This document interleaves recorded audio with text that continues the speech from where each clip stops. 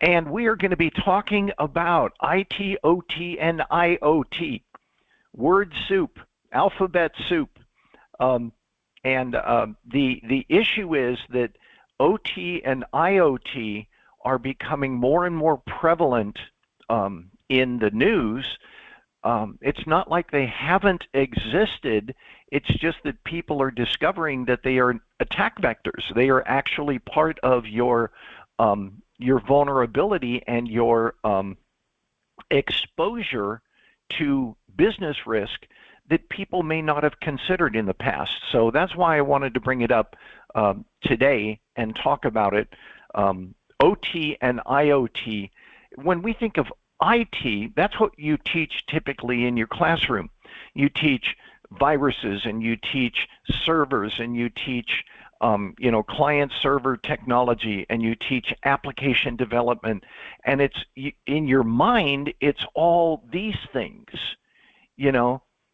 and the issue is that OT and IoT, I'm just going to grab something. It's probably not correct, but this is a blood pressure cuff. What if we are now expected to apply cybersecurity principles and practices and settings to our blood pressure cuffs? That's IoT and that's OT. Things like that you may not have thought about, but guess what? Those things are increasingly being added to our infrastructures, and so therefore they represent possible attack vectors and possible vulnerabilities. So let's get into this, IT, OT, and IoT. As an icebreaker, I want you all to try and tell me the IoT devices that are under your control. In other words, in your house, etc. Anybody? Sure, we're talking, my wireless printer. All right, that's one. Keep going. What are some of the other ones? I have a vacuum cleaner. Yeah, sorry. Go ahead, Sonny. I have a smart TV. Smart TVs. Kate? Like vacuum cleaner or cat feeder. Cat feeder. I hadn't thought of that one. What if your cat feeder has a little notification that says, oop, the food's getting low, refill? Yeah, they have cameras now. Yeah, that's also scary. Cameras. Keep going. What else? The thermostat. Thermostats. HVAC systems. Yep. HVAC controls. Smart bird feeders. Bird feeders. Is everybody understanding this? Keep going. I never heard of smart bird feeders. Is it kind of like cat feeder? Right. It's literally a birdhouse that you put seeds in, but it has the camera attached so you can see them. Yep. I'll give an example. It's not exactly bird feeders, but one of my very, very good friends, he worked for me when we were in the Pentagon. He went on to work for Microsoft and then Amazon Web Services.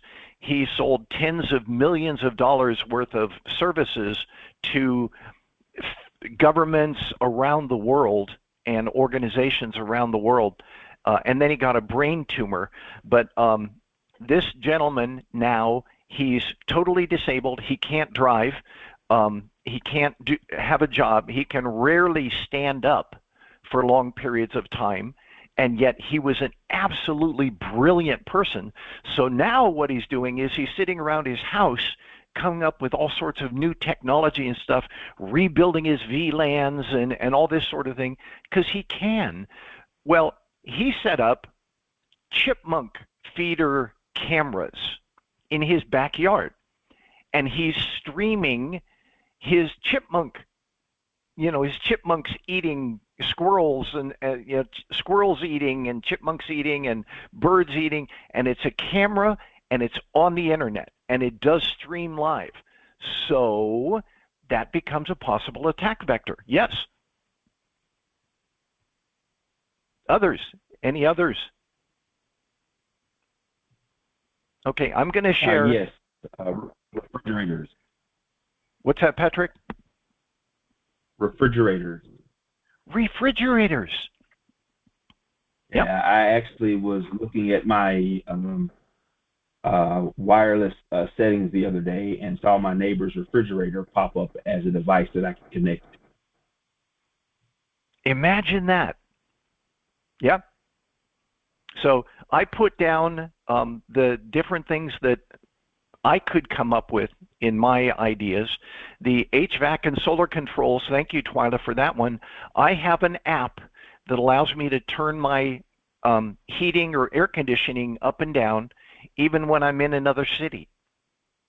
By doing that, that means that that thing has to be connected to the internet. Electronic photo frames. Many people didn't think about that one. Those cute little photo frames that show, you and your dogs or you and your grandkids or whatever.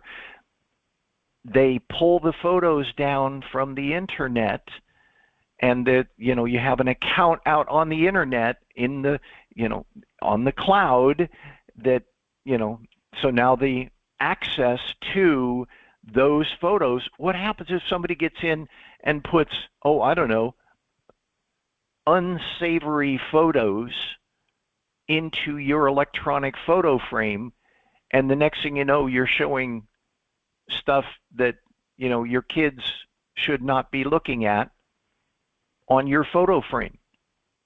It's for real. It does happen. If you look down lower left a little bit, it talks about the infamous fish tank thermometer. Does everybody remember that one? I'll cover it very quickly. A casino had a monstrous fish tank that they put into their lobby, and they wanted a high-tech thermometer in it, and it was Wi-Fi enabled, and it could do stuff like send temperature and salinity measurements back to an app or the cloud or whatever it was, and it had been implemented with the default password. So somebody came in across the internet, connected to and compromised this fish tank thermometer, which was inside their infrastructure because they didn't know any better, and was able to compromise their computer system and download what was called the High Roller database. If you know anything about casinos, the High Roller database is the most critical piece of information for any casino because it says who spent how much in our casino. And they track the highest priced ones. So fish tank thermometers, security cameras, baby monitors, major appliances. You said that, Patrick. Smart TVs, Sunny. What about medical devices? I showed you the blood pressure cuff. What about medical devices? When your CPAP transmits back to the manufacturer that it needs to have the filter changed. What about a heart monitor? There are now smart pacemakers that are installed in human beings. Imagine you being in an instance where you have to tell your CEO that her smart pacemaker has to be reconfigured so it's made safer and doesn't accept connections or something like that. Imagine that. A smart pacemaker, and it's a C-suite executive sitting right in the middle of your infrastructure. How do you have that conversation with them? Something to think about. Okay, so these are just some of the things. Roombas, LG was infamous for this a couple years ago. Their refrigerator cameras and their sweeper, those little rolling vacuum cleaners, had cameras that could be enabled externally. So, yeah, major appliances, security systems, your motor vehicle. I don't know if you've noticed it, but if I sit here and I say, you know, what devices can I connect to, I can see my car in my carport. So, something to think about. Okay, so let's talk a little bit about IT, OT, and IoT, what they mean. IT is what we typically think of when we think of infrastructure equipment. That's computers on desks, that's servers in the server room, that's printers, scanners, fax machines, possibly your TCP/IP phone system, if you're doing VoIP phones. You know, all of that is what we think of when we think of IT. OT is typically where something was enabled after or as part of a modernization for something that already exists, but it's where the IT touches operations and how things work. You put GPS trackers on all of your dump trucks. That is what you would consider to be closer to OT than IT. GPS trackers on your ships, on your fleet of vehicles, those sorts of things. That's OT.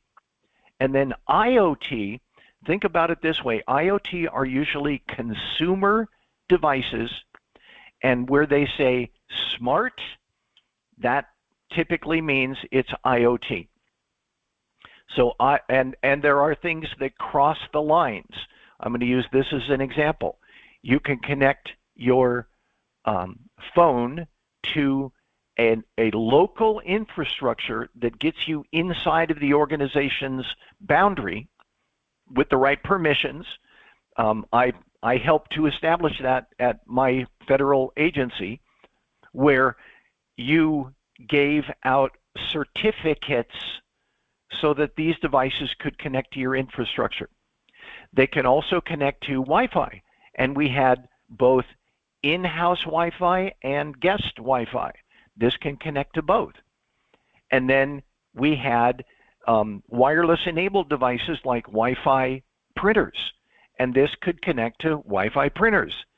And then also this connects to, obviously, the cellular network for phone data, or for phone and data, you know, those sorts of things. And you could even get so advanced as to be able to use a device using a passkey. Remember, we talked about passkeys, a device passkey, where you could use this to scan to get indoors. You remember near field communication, where you tap for your Apple Pay or your Google Pay. Imagine that being used to get in doorways. And then how do you control this? How do you make sure this is secure, etc.? So when I think of IoT and IT and OT, they do not have strict boundaries. A device could be one, two, or even all three of these in one device. IoT devices, like it says, an outcome of combining the worlds of IT and OT becomes IoT, if you think about it. I got all of this from this GAO picture. If you notice, all four of the things that you see in there are my four previous slides. So just, that's where I pulled it out of, GAO. Cyber threats to critical infrastructures, IoT and OT, represent a significant national security challenge. GAO came out with this several years ago and said, oops, what about our water? What about our emergency communications? What about electricity? Is electricity now an attack vector? Yeah, the things that control electricity, like your electrical substations. You notice all of those electrical substations have those little antennas or whatever. They are connected. You don't want to send somebody in a truck all the way out, 40 miles out the road to do something, to turn a switch, when you can do it from home using wireless technology or the web. So it is a natural and economical means of controlling and monitoring and receiving telemetry from your infrastructure. But that means it also has to have security controls. Here's my quote that I just came up with. And I sort of sent this to you earlier, Sunny, so I thought I'd capture this. OT risk is typically where some sort of industrial capability has been enhanced by the application of technology, but it wasn't implemented properly and can be exploited. So rather than thinking about computers and server infrastructure, you're now applying cybersecurity best practices to highway crosswalk controllers and water treatment plants. Think about it. Just something to think about. So I wanted to share a little bit about where we've come over the last few years. There was an Internet of Things Cybersecurity Improvement Act of 2020. There was actually one in 2017, but then a better one in 2020 came out. The issue is that it said that, as we're going forward here, stuff needs to adhere to NIST standards. The issue is that NIST standards had not been solidified at the time the legislation came out. They basically said to NIST, you guys better develop standards pronto because everybody else is going to have to follow them. So it was implemented to say when these standards exist, everybody's going to have to adhere to them.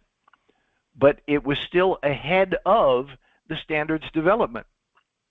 Well, if you remember a year or two ago, I talked about the Cyber Trust Mark. Well, guess what? The executive order last June specifies that by January of 2027, that's less than a year away, requires vendors to the federal government of consumer IoT products,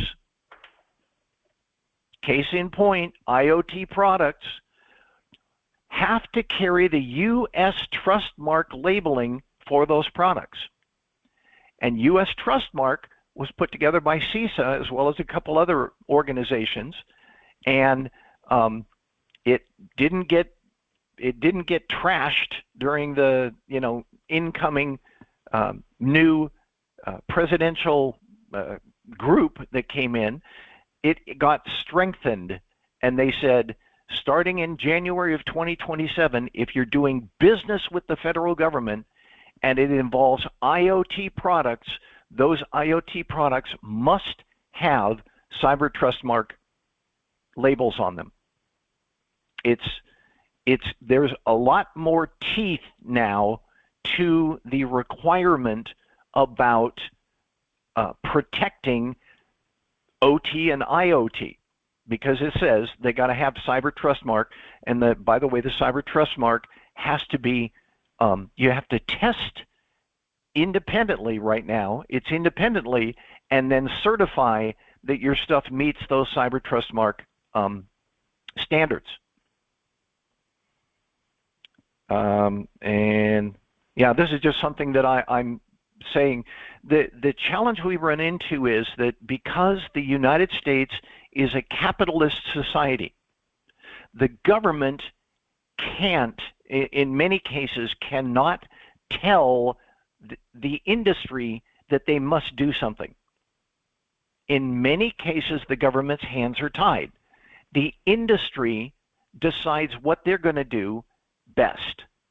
And then the government regulates it if it has, implications for, I don't know, the environment or for critical infrastructures or for the providing of services to the people that the federal government serves, etc.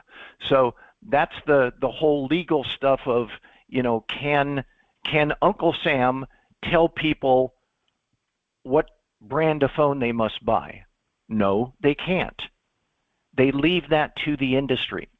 But so what the federal government is doing here, instead of mandating that you have to buy, let's say, iPhones or Android phones from Samsung or whatever, what the government is saying is, if the government's buying it from you, you have to comply with these standards. So now we're talking the federal government's going to have to do it, and anybody that provides these devices to the federal government has to do it. And that includes, by the way, let's say, well, I used to work many, many years ago. I worked for the U.S. Air Force in the outback of Australia. I worked in Alice Springs, Australia. Imagine now if they are going to buy cell phones for use down in Australia, it's federal government. It has to have the Cyber Trust Mark label on it. Even in those far-flung countries, what about our embassy in Bangkok? What about our embassy in Kuala Lumpur? You know, yeah, they're all going to have U.S. Cyber Trust Mark certification. So that from an industrial standpoint, from if I'm thinking, you know, from a business standpoint, that means a lot of these groups are going to want to be either making sure that their stuff is certified in those countries, or establish a supply chain to where we can get it to you quickly so that the price and the delivery speed pretty much matches what you can get locally, natively.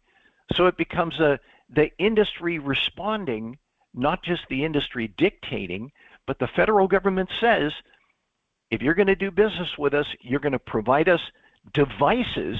Those devices have to meet these security criteria. It's a U.S.-led and U.S. mandated thing, and you can do it or not. But if you're going to be, you know, wanting to sell your, your HVAC control software to the federal government now in 2027, it's going to have that Cyber Trust Mark on it, you know, for example. Any discussion? Any thoughts? I know I've covered a lot. Okay, I just wanted I wanted to suggest this because I ran across this week and I thought it was brilliant. There is a YouTube video out there called "I Won't Connect My Dishwasher to Your Stupid Cloud." And this is from a technology guy, and he talks about how, you know, their dishwasher stopped working, so they got this new dishwasher, and, you know, they went on Consumer Reports, and it had all of the features and had great reviews and was a good price point. So he went out and bought it, started to install it, and said, hey, I want to run a rinse cycle. And the rinse button wouldn't work. And so he pulled out the owner's manual. How many of us do that? We read the owner's manual after we've purchased the thing. He opened the owner's manual, and the rinse cycle had an asterisk. And if he looked, a number of the features that were saleable features for this particular dishwasher had asterisks. You go down to the bottom, and the asterisk says, this requires an app. Okay, but it also requires that you connect this device to your Wi-Fi. In other words, he bought this because of the features, but the features, in order to use them, require connectivity. And who is to know whether that device has sufficient security controls? Let's say this was in the, in the cafeteria at the Department of Homeland Security building. And oh, by the way, it has to be on Wi-Fi in order to use the rinse cycle. So that's the point of this video. It's called, I Won't Connect My Dishwasher to Your Stupid Cloud.